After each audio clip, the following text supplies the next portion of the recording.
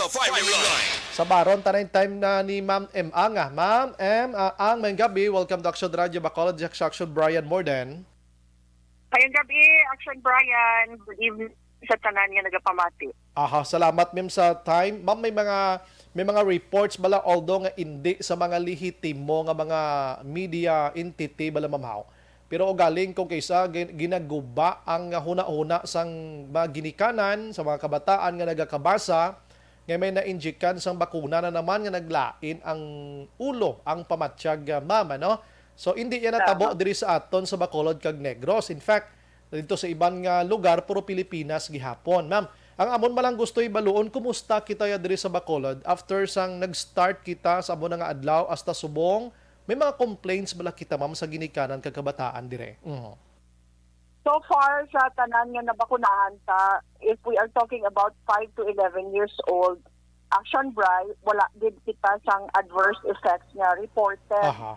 pag naobserbaran, no? So far, thank God, tanan ta nga mga vaccinations sang aton mga chikiting, wala gid sang may nagreklamo sang any untoward reaction to the vaccine.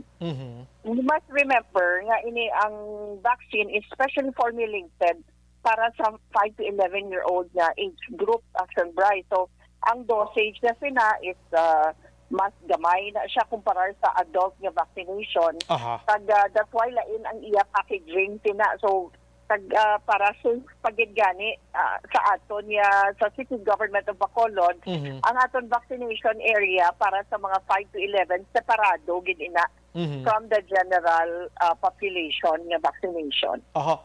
Namuno mo ma'am ang dosage and ang kadamuon sa gina-inject may ara to naghatag opinion sa sining ining nagalapta nga information. In fact may video gid gani ma'am basi nalabyan man nimo gani guro nga basi na sobrahan sa kadamuon balasang vaccine ang na-inject didto sa sining bata, no? Actually ang edad niya do hindi man 5'11", do mga below 18 man siya gani ma'am.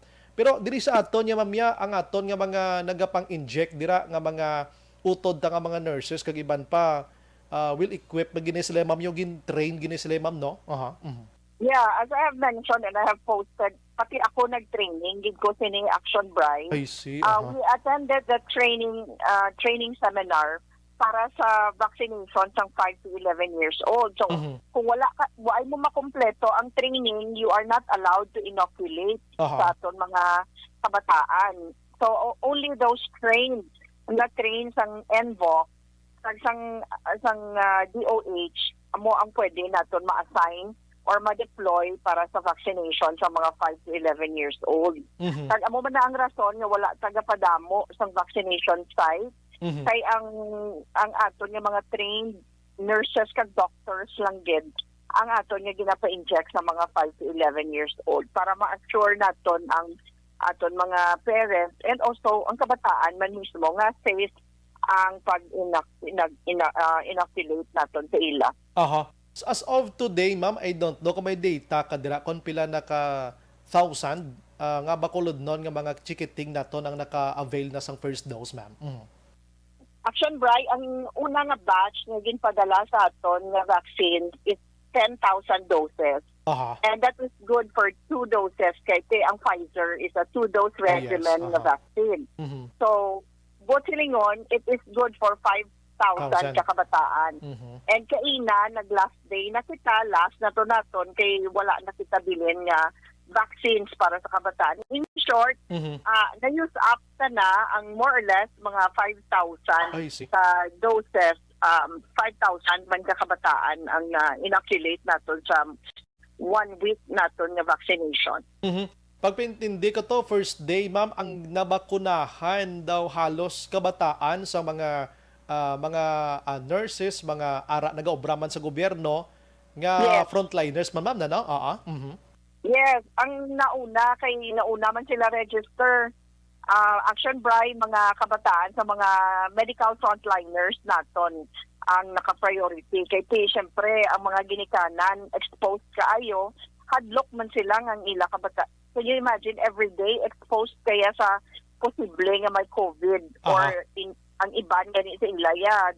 directly nag-care sa mga COVID patients naton. So, syempre hadlok man sila nga madala nila or ma-infect nila ila kabataan, pag-open naton sa registration, sila man yung una nga nag-register gid. So kalabanan sang first day naton, first 2 days actually, mga kabataan sa mga frontliners man naton. Aha. So sa mga 7 days nga nakaligad so far, linong ang Bacolod, wala sang reklamo. Amo lang gusto ko sulit-suliton kay para mapalabot naman sa wag ginikana ng iban nga panggaduha-duha pada plus pagin sini mga reports nga kung kaysa may nagaintradan nga mga professionals ba ma'am nga naghatag man sa mga suggestions.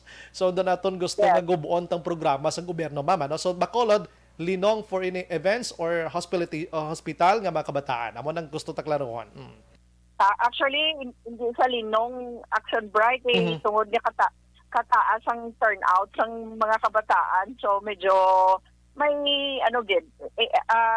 literally hindi siya linong kay nasadyahan ng mga bata. Ang aton mga vaccination sites, lain-lain ang mga team sa kadamo sa mga treats para sa mga bata. And we would like to thank our partners, ang mga nag-partner sa aton, nagbuligid sa city government para maging successful ni ang aton 5 to 11 years old. So linong siya in the sense nga wala sang mga reklamo, wala sang effect, wala sang adverse effect, wala sang mga side effects nga reported sa aton. So far, we always make sure nga sa kada vaccination site may mga pediatricians kita nga naka-assign man kasi may mga doctor din on standby. Yes, amo nang bot silingon ko nga linong sa reklamo kag nagkala hospital nga mga kabataan, ma'am. Amo nang wala so far. Yes, mayo gid no. Sige, ma'am, do dason pa nga adlaw maabot ang bag-o nga Pfizer, no? Dason pa nga inadlaw. Actually, we are expecting possibly by Friday. Base pa lang, we have already made a request for additional vaccines kay lain man niya ang sa kabataan. Damo patay tani vaccines na kung para sa adult lang ya. Kumpleto damo pakita sa aton inventory. Pero ang sa kabataan, since we have run out, nag-request na kita. Hopefully may maabot sa Friday. Kung wala man gina next week for sure may ara na maabot. Sige. Ma'am, ulahunon ko na lang ni ma'am because on Wednesday, maybe garo may information ka naman nga si Inday Sara kag si BBM maabot diri sa Bacolod. May ara na ma'am nagkuha sang mga guidelines from EOC sa lugar sang ilang avenue because I understand sa initial nga reports nga naton from Bacolod to Negros Occidental, south to north and east makadto diri mga 80,000 ang mag-aabot, ma'am. How can we manage sa mga nga situation kung health protocol ang paghambalan, ma'am? Well, actually, sa amon sa EOC, wala pa na nakalabot. But base sa level sang aton nga chief executive sa mayor, base ara kay Mayor Bing, posible may communication na ang campaign team ni Mayor Inday Sara. So, we will deal with it kunara na sa aton. And of course, ang COMELEC has always been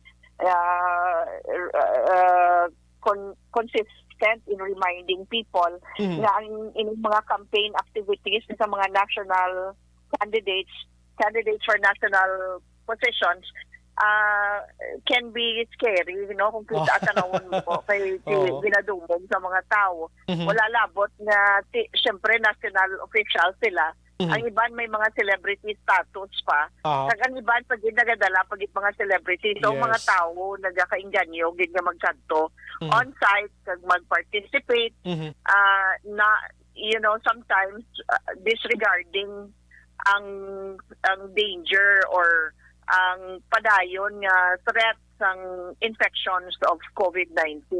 Although sa aton subong ginakalipay kung in fact manug-post pa lang ko tani isang nagtawag sa akon because we have zero positive cases for today for the first time in a long time. It has been consistently napanaog ang ato number of cases kaya pinakamayo gudya is ang severity bala sang symptoms Action Bright. Siya do nagigya ka mild ang mga symptoms. Subong wala na to sang mga grabe nga mga ICU. And ang aton wala kita COVID deaths nga directly caused by COVID for the month of February. Din-review namon kay ina ang reported deaths for the month of February, ang tanan gid nga deaths are caused by other causes like cancer, chronic kidney disease, tanan gid may isa to ka 5-year-old nga may cancer man. Dali kay it so happens nga kung magpa-hospital ka subong Action Bright, ina-require na gid sa mga hospitals ang swab test or RT-PCR test. So coincidentally, ang mga deaths ni naton, when they were tested, nag-positive ni sila sa RT-PCR. Pero ang cause of death is not COVID. Other causes, galing kay natabuan nga positive sila sa test, so ma-record sila under sa aton COVID deaths. Pero ang maayong balita nga wala gidyas ang may napatay for the month of February na tungod sang COVID. Unlike before, Action Bright, gakakibot lang kita, no, mga kilala ta nga hubin pa, wala man na balatian, wala man na may ginabatsyag, gulpi gin COVID, and then wala ka ginhawa, budayan maginhawa, nag-abot late, nag-abot sa hospital, grabe ang pneumonia, hindi na masalbaran. Ay madala sa mga emergency medicines nagataliwan sila. So, we have personal experience ang mga amo ng cases sa nagliligad nato ng mga surge. So, subong nga mga tiyempo, subong nga mga inadlaw, so far, and especially for the month of February, wala gid kita sang COVID death. Bao ka namin, So, praise God. amo na ang aton ginapasalamatan gid subong. And of course, today, Balikan ta si Ma'am Emma Caction. Good news for us. Diri sa Bacolod, zero. Real-time na action ang gina-mention niya, ano? Action firing line. Subong ini nga adlaw kay ti kuan isla mas advance ining na baton sa aton sini nga mga otoridad diri sa Bacolod, ma'am. Balik sa imo, ma'am, pasensya. Yes, Action Bright, bago ko nakabaton sa report halin sa mga molecular laboratories naton, tag ang positive line list, duwa lang gid ang unod, repeat test pa, no? Repeat test, but silingon recorded na as a positive case previously. So therefore, wala gid kita sang fresh case for today, thank God. So meaning, ang mga isolation facility naton, quarantine, subong medyo nagligwaman, ma'am, no? Nagtawhay gid. Yes, nagtawhay gid, which is timing man bala Action Bright, kay ang DepEd nagahana na gid nga mag-open sang face-to-face classes. Sige. With that, ma'am, last na lang gid gali. Aside from COMELEC, PNP, ang EOC maybe mapadala gid man sang tao dito sa venue mismo, ano, sa sining political rally abi sa Miyerkules to check sa area or magano man pang saway man imam, no? Ang aton nga task force disiplina, they're always sa mga muna nga mga gathering, sa may mga mass gathering, mga gatherings ng crowds nga lagko. Para na nga aton task force disiplina naka-deploy na sila, Action Bright. With that, ma'am, salamat sa mga serbisyo tonight. Mayong gabi sa Moliwat, kag God bless aton, ma'am. Mabuhay. Thank you, man. Mayong gabi sa tanan sa luwat. Thank you.